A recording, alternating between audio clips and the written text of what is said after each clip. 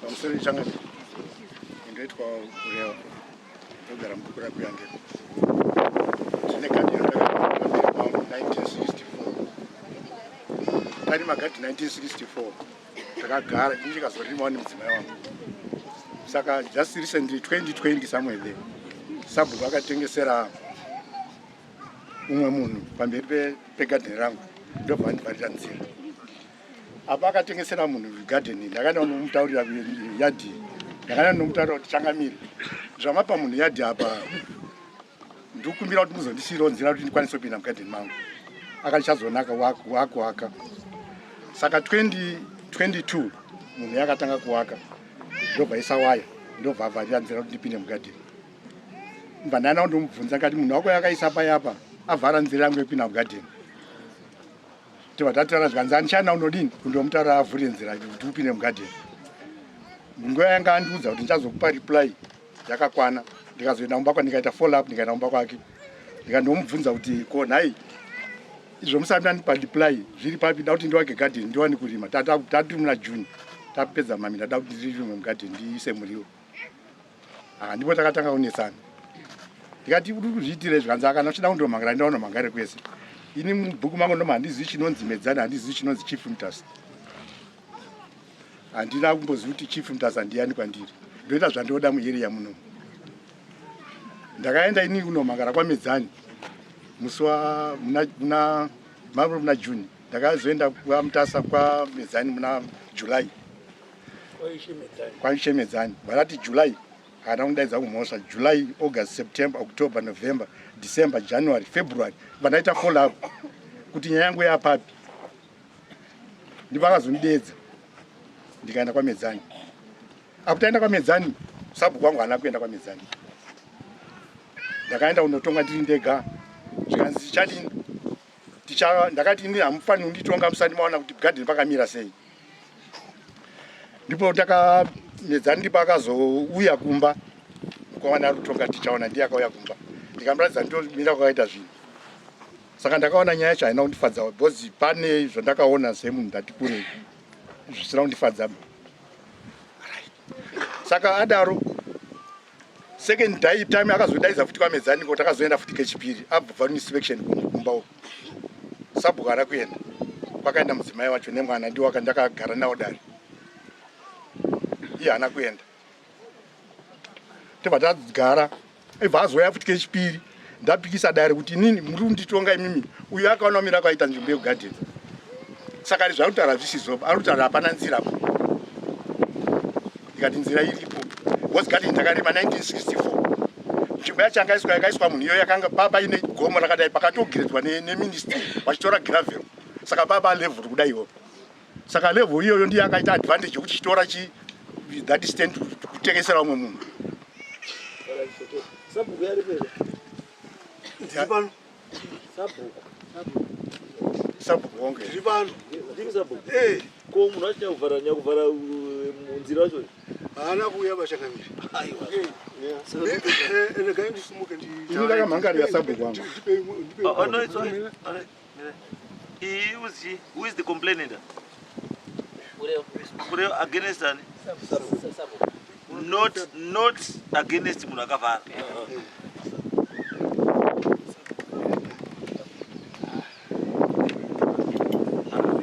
No. Sabuk was supposed to come in as witness.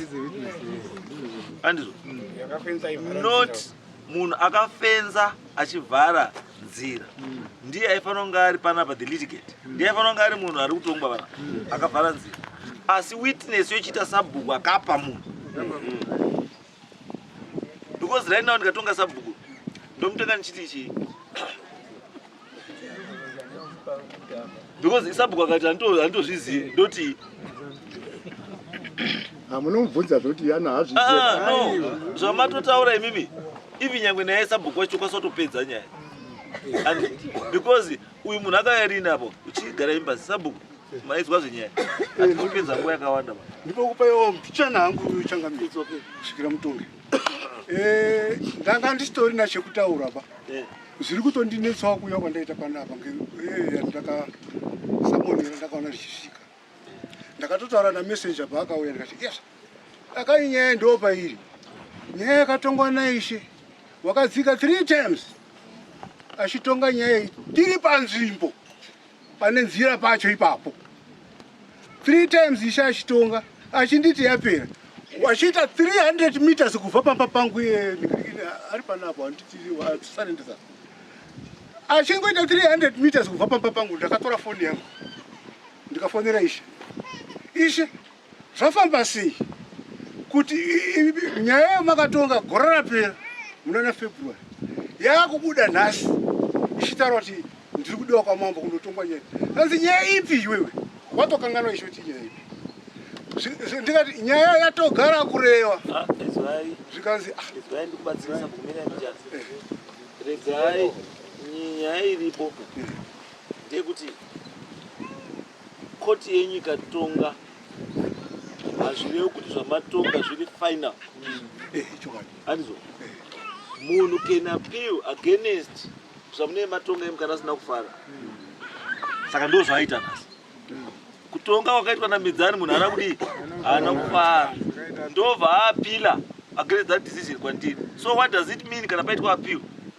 What it simply means ndezvekuti judgment yanga iripo inosuspendwa handizo saka as it stands now there is no judgment kusvikira ini ndazopedza ndo pachaita judgment.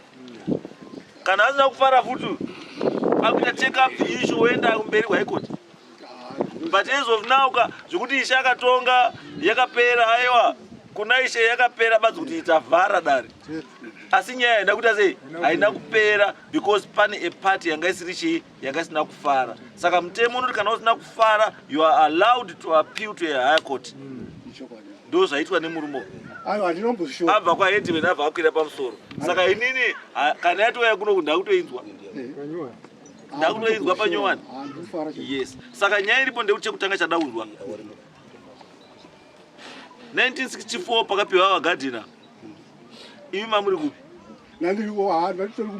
Mamuri kumusha. Angari sabhuku ngweyo ndibaba. Ndibaba. Chada kutanga kuzoti is it true kuti akapiwa land iyo 1960? Hapana munhu akapiwa land iyo izvo zvinhu nditori pakati pekutsaga ema kuti pinde mumagadheni iwayo. Aiwa. Manga musina mvumo. Izwai. Regai ndikutaure chinhu. Mutemo weEMA wekuti vanhu munofana kurima 30 meters from the river bank hauna kuuya as early as 1964. Wakauya that was around 1977-76 time yana Mpudzi nana Makuyana. That's when that rule was introduced. Saka mukanitaura nenyaya yemutemo iyoyo kuti wakaiswa 1964 that will be a lie. Imi makazvarwa rini? 1955. Meaning kuti 1964 you were 9 years old. Yeah, tese magarden now. Mirai.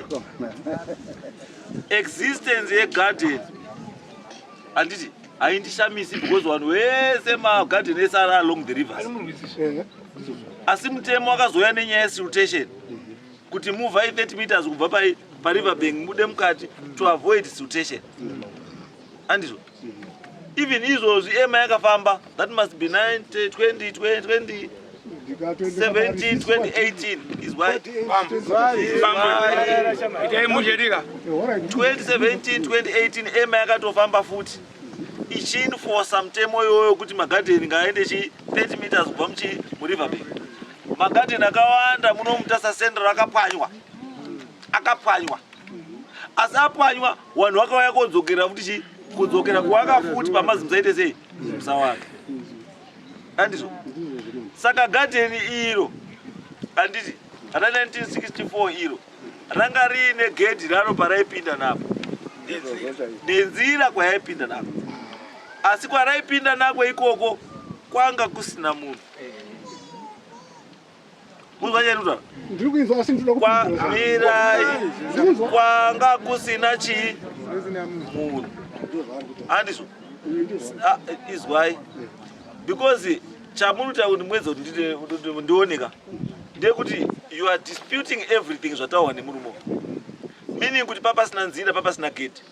Saka I would like to know kuti kana yanga isiriyo gate iri kwari kuklema kuti ndikwaipinda nako garden iyi imwe weye kupinda mugarden yacho right ndopanda ndoda kuti ndijekesere mambo wangu ndazwa zvitosandabvunza iyi nzira aipinda nekupi neipa pakati paakatora waka pacho ipapo inzira paanga patoriri ranga risi gadheni rake raitova gadheni rababa wangu baba munini lasibonepamana baba wedu gore raakasungwa baba munini wangu achisungwa anga dhiraivha wangomo gore raakasungwa ndiro gore vakatanga kurima baba wake taidiriza tese inini naiwo nemunin'ina wake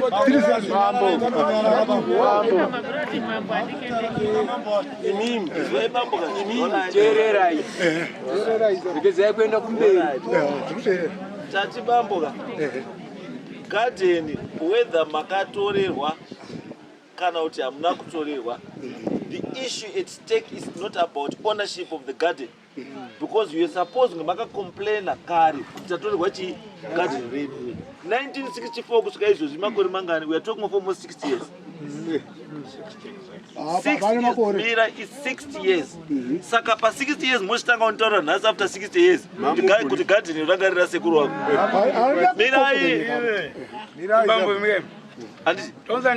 Kubva pese apa pakapiwa murume wenu garden 1964 ndii muri totaura kuti taitodiridza muse mugarden imomo nemunin'ina wacho.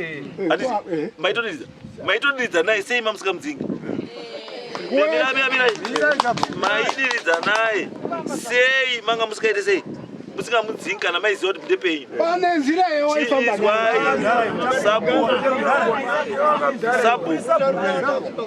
Sabu, your issue yandaona iri pamuri. Issue yandaona iri pamuri. Ndekuti hamusi kutonga nyaya iripo. Muruzandara? Hamusi kutonga nyaya irichi? Iripo. Asi mune pfungwa dzekuda kugadzirisa zvinhu zvamuri kuti wana mabonyo kakanganisa kana kuti wana kuita. Of which is the wrong time. Because nyaya iripo ndeyekuti kana makatadza kutora garden iroro nguva yamaifana kutora garden muchiclaima garden iroro munontaura kuti baba munini hanozobuda mujeri. Wakabuda wakafa last year. Wakabuda. Yes, akafa last year nditi. Saka pese kuzofa last year kubva 1964. Muridzi wegarden haana kuclaima. Imi ndii makangwara manje kuzoti muzozoti baba anga akapusa. Mirai, muridzi wegarden hafa last year haana kubvira raise this issue yegarden rake ndakatorerwa garden. Imimi mwana wababa mukuru ndimi maakureza issue yekuti garden ranga riri baba munini. Asi baba munini wacho akafa asina nyaya yakapinda mudare yekuclaima nyaya yake. Mirai, that one kabambuda vandakutorei. Forget and smile. Chibva manyara nenyaya ownership iyo. Ngatitarise nyaya iri pachi ipaground. Nyaya iri paground ndeyekuti ground munhu kuti apinde mugumu. Access. And on top of that pane nyaya ndazwa yekuti makatengesa here. Handisiri ndibaba wakamupa. Yanga isiri stand yemunhu. Munhu akauya apa akauya rini? Okay, 2013. Right. Ananga muri kuona bambo. Umwe munhu aripo from 1964. Umwe munhu oya 2013. Munhu uyo auya 2013. Movha mamupa simba rekutonga nharaunda yasvika iri. Panga pasi pake. Izwai bambo. Panga pasi pake asi ndiye anga achirimapo, ndiye anga ari kurashandisa ipapo. Izwai munhu wamuruti muridzi weipapo. Izwai bambo. Munhu amamuruti muridzi weipapo. Handiti akafa. Dambudziko rangu riri nderevanhu vanoclaima zvinhu zvavanhu vakafa. Ivo vanhu vakafa wacho vasina kumbozviclaima. I've got a problem with that. Don't take advantage yemunhu afa. Muridzi wechinhu akasiya chakadaro, iwe chirarama siya zvakadaro. Mira, hauna garden rako here sabu. Saka, where is your problem? Inini problem. Wakapa munhu panzvimbo apa. Ndi baba pari panzvimbo pemun'ina mwana wababa munini iye. Bambo, garden rake uri kurima nanhasi. Izwai bambo. Kana pakauya ishe inzira yarukana asi nzira taifamba tese zvine saka. Izwai bambo. Kana vanhu muchigara kudai mukapfuura neapa. Alika mukatokira parodha. Mukadai pane nzira inofamba nevanhu nemombe kuenda kwada kuenda. Ukakwira makadai iroad yese ukasvika pamusoro apo pane nzira kuti inopota yakadai. Ukapfuura nayo papesa dai iwe yekuti vanhu vese vari uko vanoenda. Iyoyo tinoti no man's land. Munozwa? Why tichiti no man's land? Ma access points. Emunhu wese nechi haavharwe. Munozwa? Saka iyi yamunotaura kana yanga iri nzira yanga yagara iripo nzira iyo. Siyai nzira iyoyo iripo haivharwe nenyaya yekuti mapa umwe munhu. Chiri kupa munhu simba chekuti avhavhare nzira yakasvikawo iripo chii? Munhu akamupa nzvimbo iyi ndibaba ati nemukororo wacho iye munin'ine uyu. Baba izwai baba. Baba munini mukorore wababa munini paka pamunhu pekugara. Aifanira kukamutaura shamwari. Tiri kusiya emita between fence yako nefence yagara iripo. Apa pakati apa panofanira kusara paine 1 meter apa yeaccess yekuti munhu ari kubva wako anoenda uku, ari kubva uku anoenda uku. Usabva waenda koti ndii apa because vanhu vachada pekufamba nechii. Imi michiendai bambo sabhuku. Endai sabhuku. Endai movhure nzira iyoyo 1 meter kubva pafence apa ichienda. Imimi ndimi muri kunoita izvozvo. Musi weTuesday ndinozwa ripoti yekuti nzira iyo yavhurwa. Tuesday whether uyu ada kupinda mugarden make kana kuti haasida kupinda mugarden. Munoziva whether uyu arikuda weye kupinda mugarden make kana kuti haisida kupinda mugarden make. Ndakuda nzira iri 1 meter to 2 meters between uko makapa negarden rake. Whether uyada kupinda nepo kana kuti haasida kupinda nepo, I am now doing it for the general people. Vanhu vese vanogara chii kuti nzvimbo inotofamba nevanhu venharaunda ipapo ino man's land. Handizvo? Garai pasi muchine zvokutaura. Yes. Chakamira ndairima. Wozava ndakatenga inozi kipo engine yenasiketi. Mirai ndikuda kumbotsana kuti. Izwai bambo. Izwai bambo. Izwai bambo. Nyaya yapera kare bambo. Nyaya yatodi. Aiwa ndautsana kuti nzira yacho because ndaipinda nzira yavhurwa. Tapedza. Nzira yaita sei? Nzira yavhurwa. Panokwana ngoro here apa. Ndozvataura 1 to 2 chi. Panokwana ngoro. Panokwana mombe nekufamba kwevanhu chese chinonzi kufamba na motikari. Ndiyo motikari ndiyo because ndekutanga ndiyorima macabbage. Ndichitora garden nemotikari. Asi basa renyu bwana. Imba musiri basa renyu. Ila basa renyu. Basa rani? Sabura road ati sabura ndovhure chi. Zvakanaka ichangani. Yatinopasitera kuti no man's chi land. Haisi yemunhu. Ndo panofura nezvikochikari nemombe 10 kana side by side kana chi nemotika dzichifura dzichienda kwadziri kuenda ipapo hapavhara. Chiendai kumba.